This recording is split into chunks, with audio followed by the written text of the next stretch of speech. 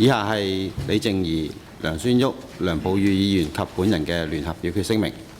喺政府同埋社會嘅努力底下，2026年嘅財政預算案延續一系列惠民措施，包括現金分享、醫療券、住宅單位嘅電費補貼同埋多項嘅稅費減免，並編列咗注資央積金嘅預算。我哋認同政府善用財政資源，盡最大嘅努力促經濟、利民生。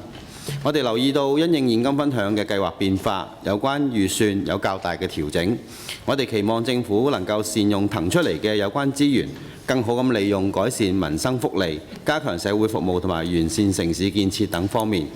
第一，喺經濟復甦嘅態勢下，本澳仍然有發展不平衡嘅問題，中小企面臨經營壓力同埋挑戰，部分居民嘅就業不穩定或者收入難以增加。期望當局明年繼續推出消費補貼同埋鼓勵措施，提升居民嘅消費力同埋信心，舒緩生活壓力，一定程度促進社區消費活力，支援企業發展。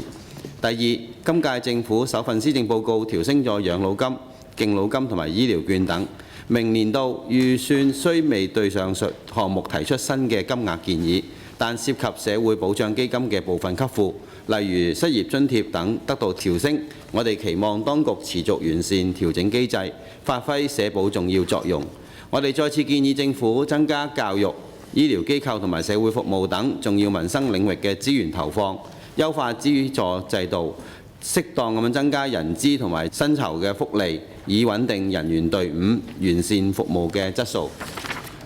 最後，為咗提升就業質量，尤其係協助青年同埋中高齡人就業，當局應該重視職業培訓項目硬件、軟件嘅資源投放，以至強化對就業困難群體嘅支援，助居民安居樂業。當局向來按機制處理公務員嘅加薪問題，我哋建議政府適時對公務員嘅薪酬進行調升，以發揮示範作用，帶動博企、公共事業機構同埋有條件嘅企業同步關顧員工嘅待遇，從源頭減輕居民對生活嘅壓力。謝謝。